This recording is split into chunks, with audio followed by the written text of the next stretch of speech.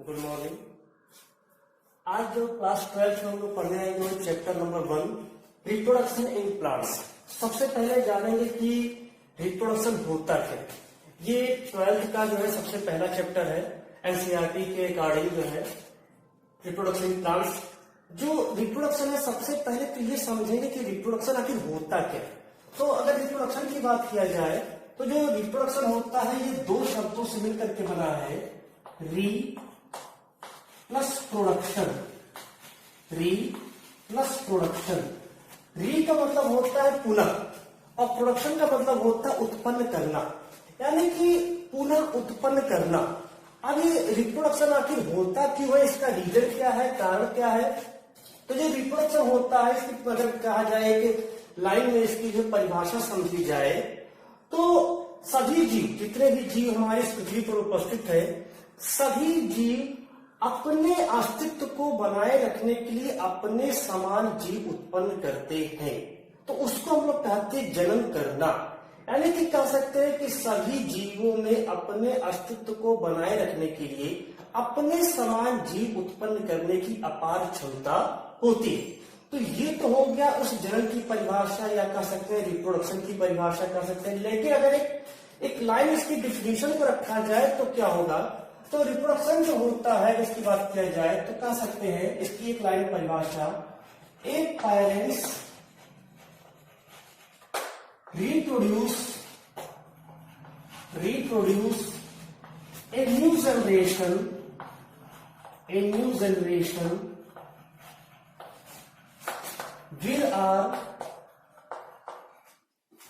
without fertilization is known as reproduction। यानी यहां पर देख रहे हैं कि एक जनक के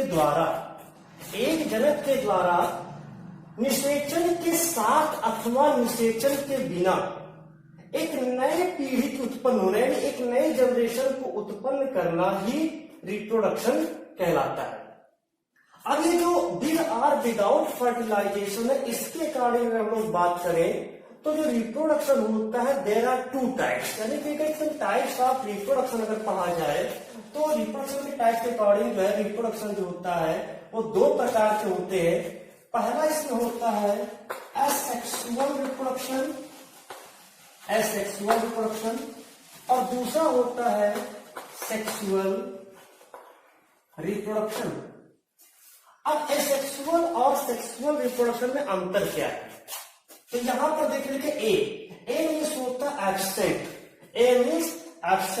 एंड सेक्सुअल मीन्स होता है फर्टिलाइजेशन कह सकते हैं। सेक्सुअल मीन्स फर्टिलाइजेशन, यानी कि जहां पर फर्टिलाइजेशन एब्सेंट हो। मीन्स अगर हम इसकी डिफिनीशन की बात करें तो इसी डिफिनीशन को थोड़ा सा चेंज कर देंगे और हमें एसेक्सुअल रिप्रोडक्शन की डिफिनीशन आ जाएगी और सेक्सुअल रिप्रोडक्शन की भी डिफिनीशन पता चल जाएगी। कैसे, अगर हम इसको कहते हैं a parents reproduce a new generation without fertilisation, तो उसको कहेंगे ए सेक्सुअल रिप्रोडक्शन। अगर हम इसी को चेंज कर दे a parents reproduce a new generation with fertilization is known as reproduction, तो इसको कहेंगे सेक्सुअल रिप्रोडक्शन। तो इस तरह से दोनों में थोड़ा सा जो है डिफरेंस आ जाता है। यानी यहां पर जो है विदाउट फर्टिलाइजेशन, यहां पर विद फर्टिलाइजेशन का यूज किया जाएगा।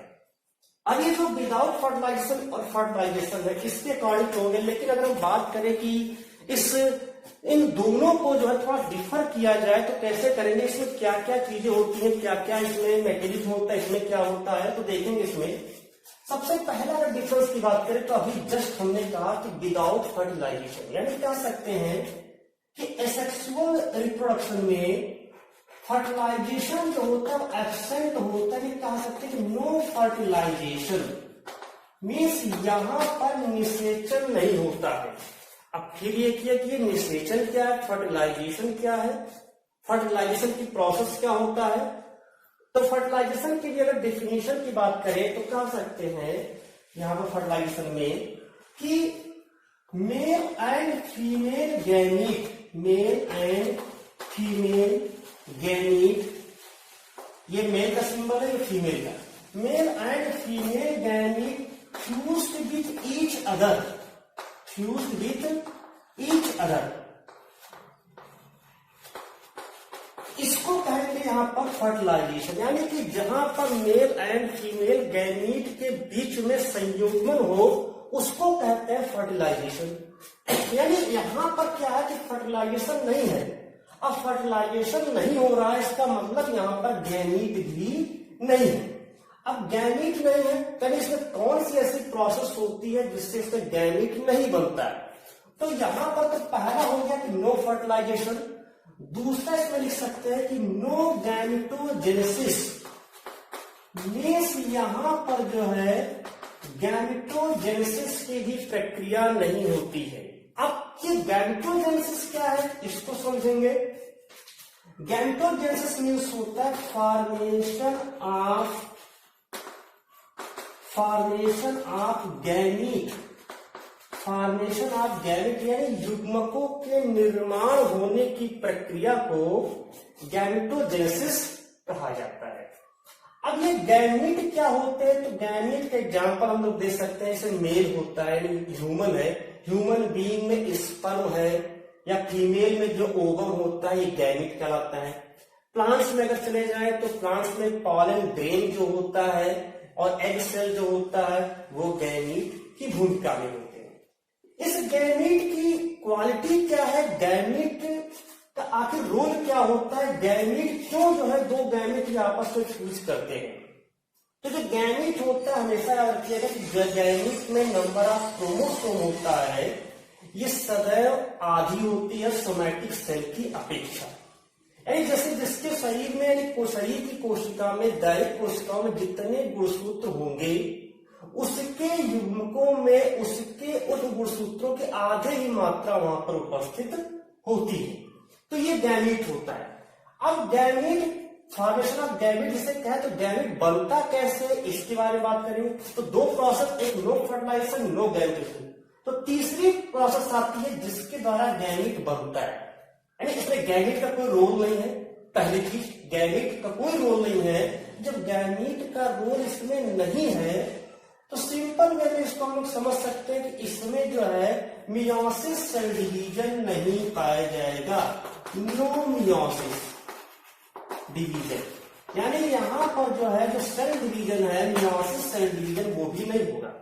अगर हम थोड़ा सा सेल डिवीजन की बात करें, हालांकि फर्स्ट ईयर में साइकोलॉजी में इसका एक चैप्टर है सेल डिवीजन, लेकिन थोड़ा सा इसके बारे में जान लें कि जो डिवीजन सेल डिवीजन होता है अगर हम हायर प्लांट्स में बात करें तो हायर प्लांट्स में सेल डिवीजन दो प्रकार से होता है, एक माइटोसिस होता है दूसरा मियोसिस होता है। लेकिन अगर हम थोड़ा लोअर प्लांट्स में जाए तो और भी प्रकार के डिवीजन पढ़ते हैं।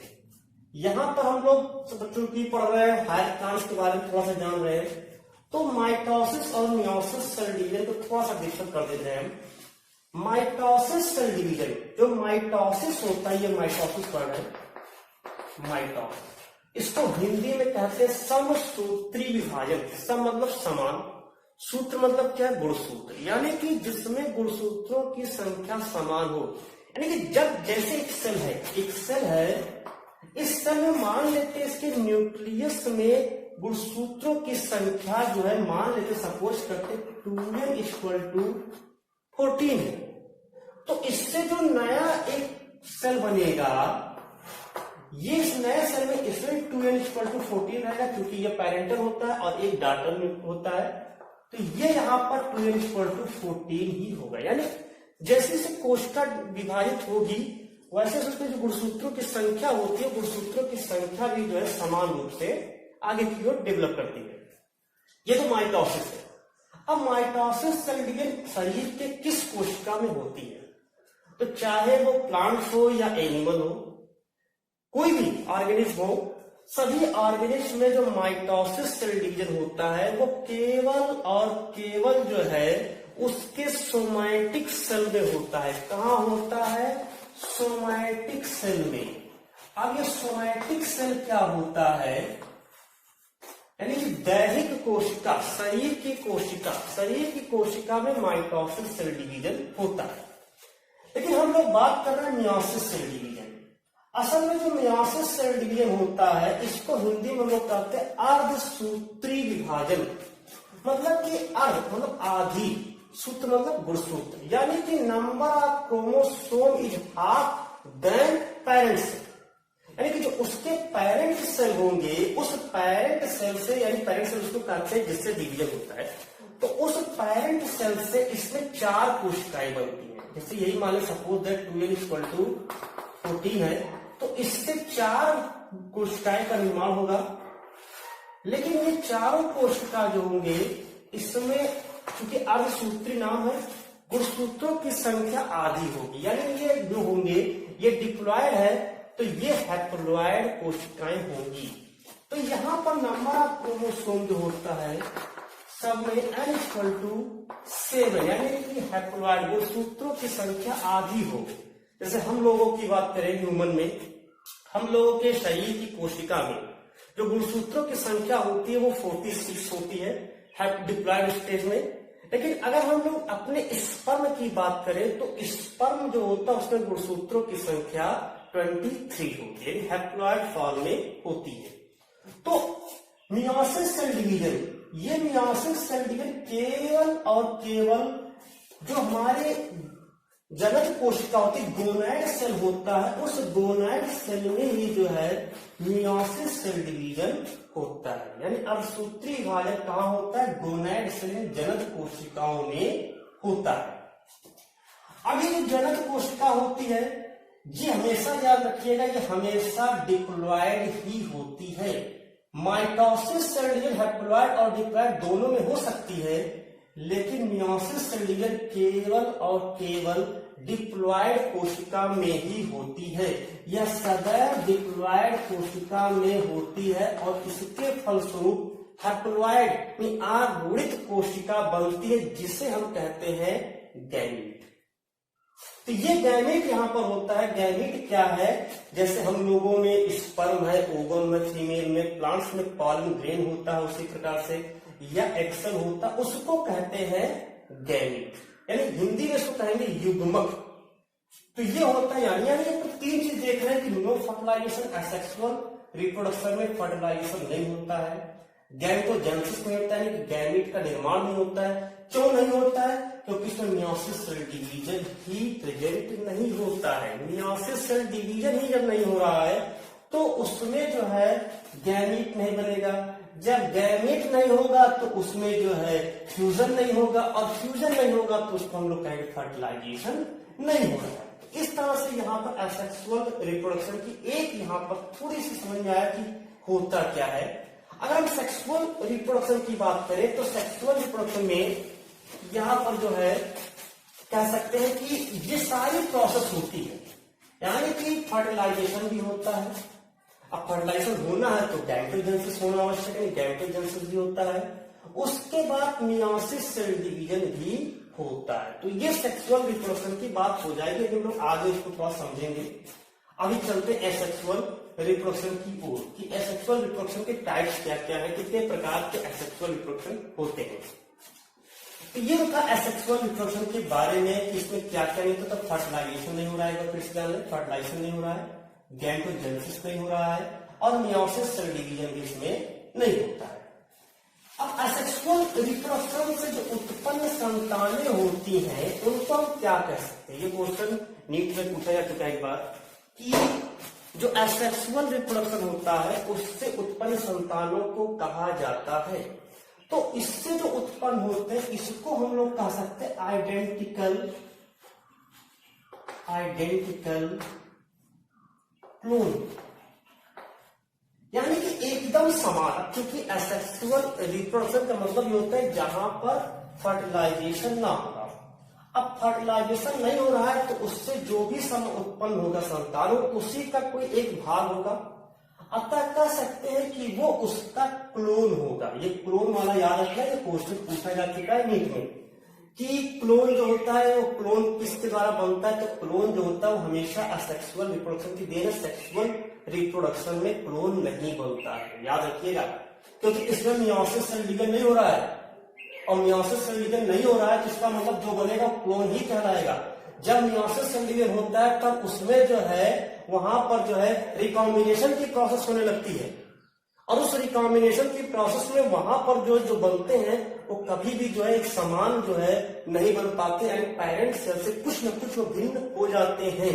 लेकिन यहाँ पर क्या है, किसी प्रकार का कोई मियोसिस सेल डिवीजन नहीं हो रहा है, यानी यहाँ पर रिकॉम्बिनेशन भी नहीं होगा, क्रॉसिंग ओवर भी नहीं होगा, यानी यहाँ पर जो बनेगा, जो संतान बनेगी उसको हम कहेंगे क्लोन। तो ये याद रखना कि क्लोन जो होता है वो एसेक्सुअल रिप्रोडक्शन की देन होता है। तो ये एसेक्सुअल रिप्रोडक्शन के द्वारा जो है क्लोन का निर्माण होता है। अब बात करते हैं टाइप्स ऑफ एसेक्सुअल रिप्रोडक्शन। जब हम टाइप्स की बात करें, एसेक्सुअल रिप्रोडक्शन की टाइप की बात किया जाए तो थोड़ा सा बीच में रखते हैं। एसेक्सुअल रिप्रोडक्शन, जो एसेक्सुअल रिप्रोडक्शन होता है ये डिफरेंट टाइप के होते हैं। सबसे पहले फिशन भी एसेक्सुअल रिप्रोडक्शन का एक भाग होता है। फ्रेगमेंटेशन भी एसेक्सुअल रिप्रोडक्शन का एक भाग होता है। फ्रेगमेंटेशन, स्पोरुलेशन भी जो है एसेक्सुअल रिप्रोडक्शन का एक भाग होता है। बर्डिंग भी एसेक्सुअल रिप्रोडक्शन का एक भाग होता है। जेन्यून भी एसेक्सुअल रिप्रोडक्शन का एक भाग होता है। और वेजिटेटिव प्रोपेगेशन, वेजिटेटिव प्रोपेगेशन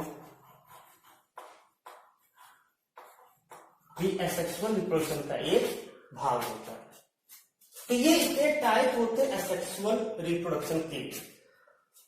अब जो एसेक्सुअल रिप्रोडक्शन, अगर लेकिन ये थोड़ा सा ध्यान रखना कि एसेक्सुअल रिप्रोडक्शन जो होता है जहां हम लोग थोड़ा नेचुरल प्रोसेस पे चल रहे हैं।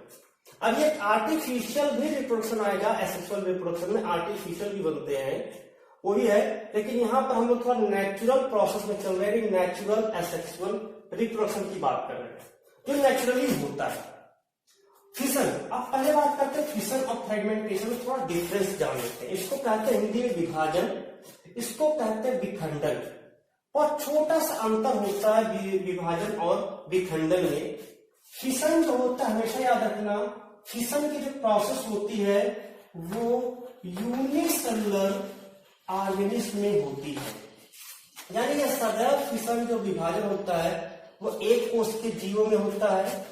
फ्रेगमेंटेशन जो होता है वो बहुकोषीय जीवों में होता है, मल्टीसेलुलर ऑर्गेनिज्म में होता है। तो ये दोनों थोड़ा सा डिफरेंस पहले जान लें, क्योंकि कहीं कहीं बच्चे कंफ्यूज हो जाते हैं कि फ्रेगमेंटेशन क्या है या फिशन क्या है, तो दोनों में डिफरेंस नहीं कर पाते हैं।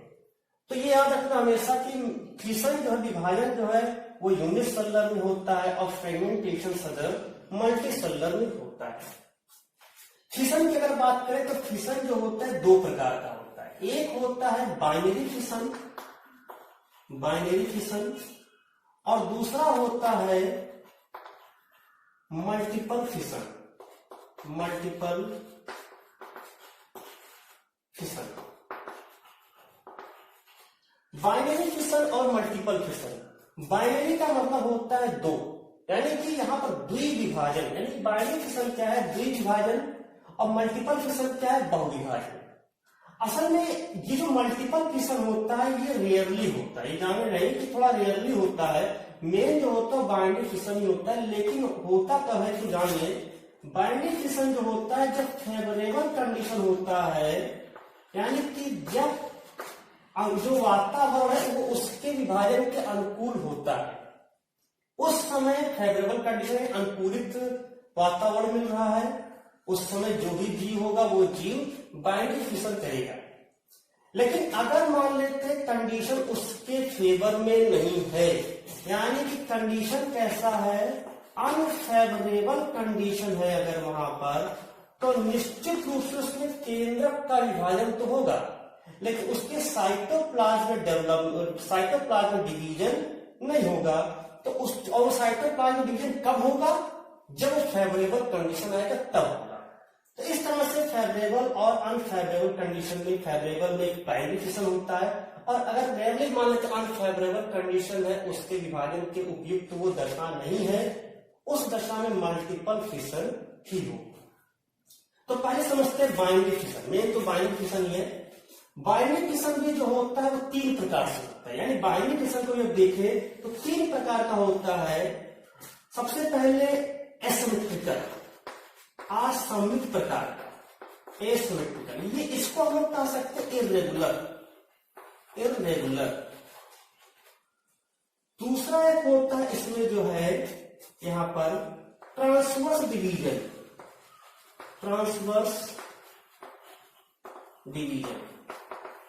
और तीसरा इसमें होता है लॉन्गिट्यूडनल डिवीजन। तो इस तरह से यहां पर जो 3 प्रकार से की जो बाइनरी फिशन होता है, asymmetrical, transverse division and longitudinal division. जो एसिमेट्रिकल या इर्रेगुलर होता है, इसके एग्जांपल को अगर हम लोग बात करें तो इसमें एग्जांपल आ जाता है अमीबा, इसका एग्जांपल आ जाता है अमीबा। इसके अलावा इसमें एक और एग्जांपल दे सकते हैं हम लोग, ईस्ट का भी एग्जांपल दे सकते हैं। ईस्ट हालांकि बड़ी में भी आएगा, लेकिन यहां पर भी ईस्ट रहता है। ट्रांसवर्स डिवीजन में एग्जांपल हम लोग दे सकते हैं बैक्टीरिया, और पैरामीशियम में भी जो है, पैरामीशियम में ट्रांसवर्स डिवीजन होता है। लॉन्गिट्यूडनल डिवीजन में हम लोग एग्जांपल दे सकते हैं यूग्लिना का एग्जांपल दे सकते हैं। जैसे अमीबा में क्या होता है कि अमीबा जैसे है, ये अमीबा का पता है कि इसका कोई शेप नहीं होता है, जिधर उसके स्यूडोपोडिया बन जाए वही उसका जो है आकृति होता है। स्यूडोपोडिया क्या होता है, क्योंकि इसके ऊपर, अब स्यूडोपोडिया बनता है क्या वो रीजन जान ले, कि जो अमीबा होता है, अमीबा के ऊपर पेलिकल का आवरण नहीं पाया जाता है। ये ध्यान है कि इसके ऊपर जो पेलिकल आवरण होता है, पेलिकल का एक आवरण होता है, ये पेलिकल आवरण एब्सेंट होता है, नहीं पाया जाता है, पेलिकल एब्सेंट होता है। इसी के कारण इसका जो शरीर होता है काफी लचीला होता है। प्रोटोप्लाज्म जिधर की ओर जा करके जो है, जिधर की ओर जाता है उधर की ओर एक नया स्यूडोपोडिया बन जाता है। तो इस तरह से ये जो होता है इसको हम लोग कहते हैं स्यूडोपोडिया, इसको कहते हैं स्यूडोपोडिया।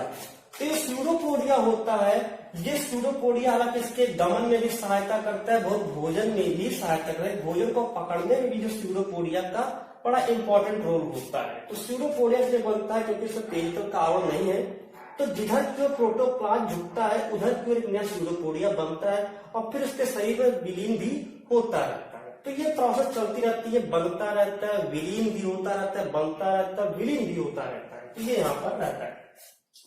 तो ये भी सुने होंगे कि जो अमीबा होता है वो इमॉर्टल होता है, अमर होता है। अब इमॉर्टल है यानी कि इसका कोई भी भाग अगर केंद्रक युक्त होगा, तभी की बात कर रहा हूं, केंद्रक युक्त कोई भाग अलग होकर के एक नया अमीबा बनाने की क्षमता उसके अंदर होती है। तो यहाँ पर डिवीजन होता कहीं से हो सकता है, इर्रेगुलर ही फॉर्म होता है, एसिमेट्रिकल होता है, कहीं से डिवीजन हो जाएगा, कहीं से कोई पार्ट टूट के अलग हो जाएगा, तो इसको कहेंगे एसिमेट्रिकल या इर्रेगुलर डिवीजन।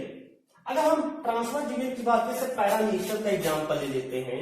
जैसे पैरामीशियम है, मान लेते ये पैरामीशियम है,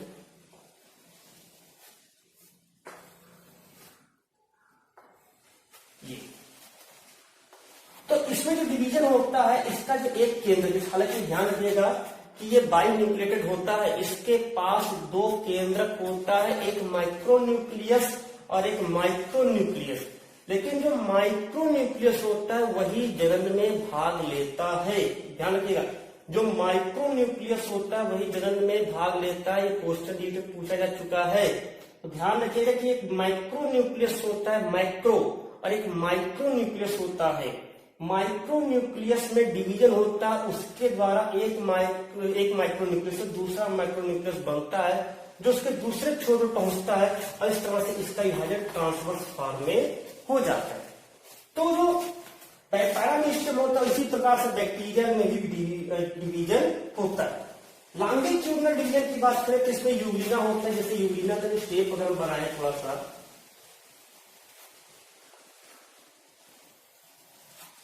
ये यूग्लिना है, ये ध्यान रखना, इसमें 22 फ्लैजिलेटेड होता है, लेकिन एक ही फ्लैजिला दिखाई पड़ता है बाहर के। एक फ्लैजिला इसके रिजर्वायर में बंद होता है, तो इसमें 2 फ्लैजिला पाए जाते हैं। तो इसमें डिवीजन जो होता है वो ऊपर से ऐसे जैसे है, ठीक है, तो दोनों ऐसे जो अलग होना शुरू हो जाते हैं इस तरह से। तो यानी ये यहां से ऊपर से जो है डिवीजन करता है। तो इस तरह से ये लॉन्गिट्यूडनल डिवीजन होता है, ये ट्रांसवर्स होता है, और ये इर्रेगुलर होता है, कहीं से भी जो है यहां पर विभाजन हो जाता है। तो ये कहलाता है बाइनरी फिशन, यानी एक जीव से 2 जीवों का निर्माण हो जाना। लेकिन अगर अनफेवरेबल कंडीशन है तो अनफेवरेबल कंडीशन में यही जो विभाजन होता है, यही विभाजन बहुत सारे केंद्र विभाजित हो जाते हैं, लेकिन उनका साइटोप्लाज्म विभाजित नहीं होता है। तो इस तरह से जो है उसमें जो है जब फेवरेबल कंडीशन आता है तब जाकर के वो जो है विभाजन करता है। तो ये जो था फिशर, यानी कि कह सकते हो बाइनरी फिशर या फिशर के द्वारा। फ्रेगमेंटेशन क्या है, हमने जस्ट देखा है मल्टी सेलुलर ऑर्गेनिज्म में ये पाया जाता है, यानी बहुकोशिकीय जीवों में पाया जाता है। बहुकोशिकीय जीव है, मान लेते हैं एग्जाम्पल से बना दे रहा है कोई,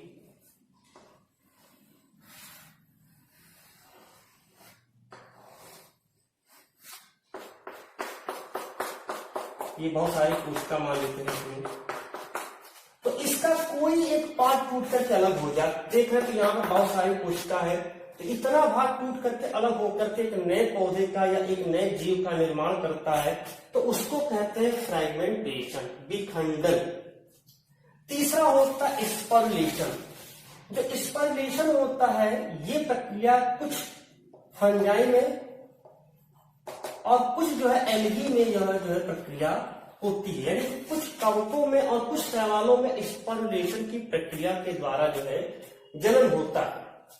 जैसे सबसे पहले अगर हम बात करें कि एल्गी में, जैसे इस एल्गी में होता क्या है कि इसमें स्पर्लेशन में जैसे जूस्पोर के द्वारा होता है, जूस्पोर यानी एक बीजाणु होता है, वो बीजाणु के ऊपर ध्यान रखना एक पतली भित्ति होती है, थिन वॉल का होता है, काफी थिन पतली भित्ति उसके स्पोर के ऊपर होती है।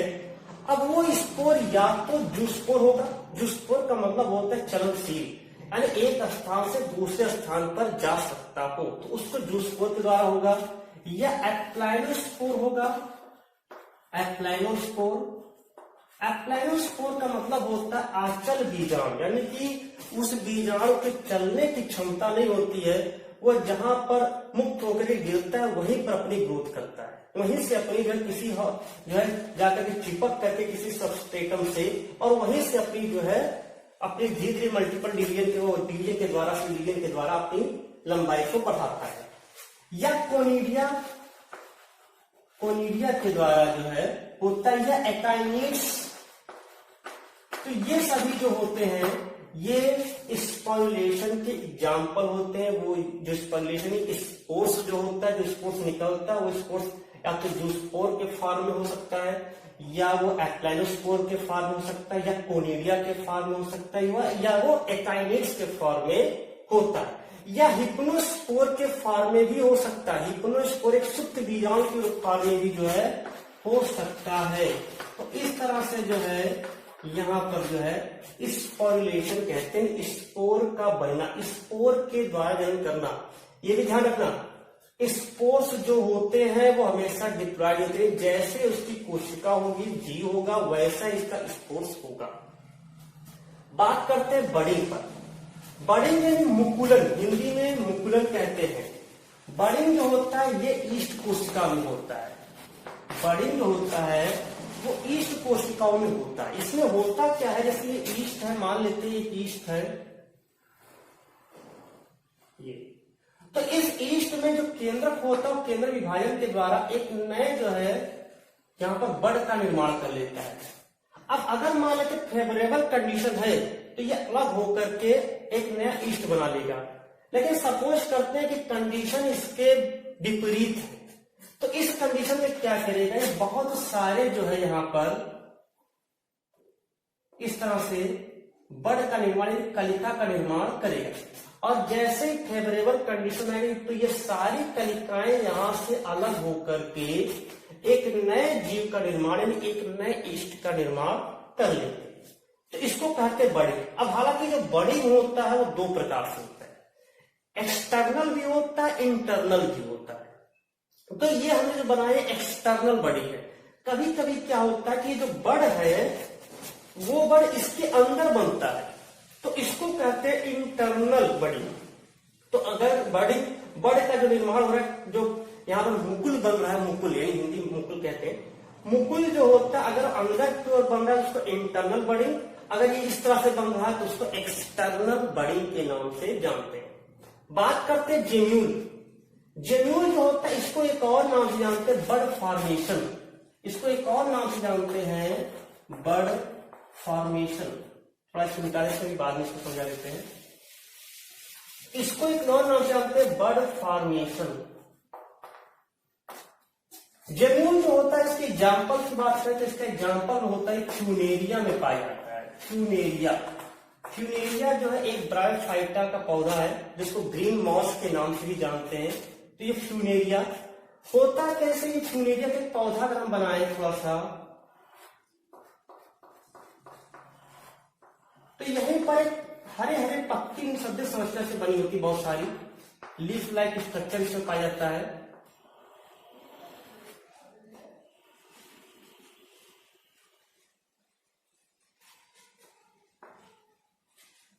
ये होता है। तो इसी हरे जो पत्ती सभ्य संरचना, इसी के अंदर की उल्टे कप की आकृति का एक जेमा होता है जिसको जेमा कप भी कहते हैं, और इसी में विभाजन के द्वारा यह जो है विभाजित होकर के एक नए जो है पौधे का निर्माण करता है। तो इसको बाइजेन्युअल भी कहते हैं। इसके अंदर लगभग 8 जो स्पोर्स प्रेजेंट होते हैं। तो ये यहाँ पर इसको बाइजेन्युअल के थ्रू होता है। तो अगला इसमें आते हैं वेजिटेटिव प्रोपेगेशन, जो हमने अगला जो बताया था वेजिटेटिव प्रोपेगेशन। वेजिटेटिव प्रोपेगेशन, ये जो वेजिटेटिव प्रोपेगेशन होता है 2 प्रकार से होता है। एक होता है नेचुरल प्रोपेगेशन जैसे बता दें, और एक होता है आर्टिफिशियल प्रोपेगेशन। यानी 2 प्रकार का होता है, एक नेचुरल प्रोपेगेशन, नेचुरल प्रोपेगेशन, और एक होता है आर्टिफिशियल प्रोपेगेशन। नेचुरल प्रोपेगेशन जो होता है ये इसमें रूट के द्वारा हो सकता है, by root, by stem, by bulbils, पत्र प्रकलिका जो कहते हैं,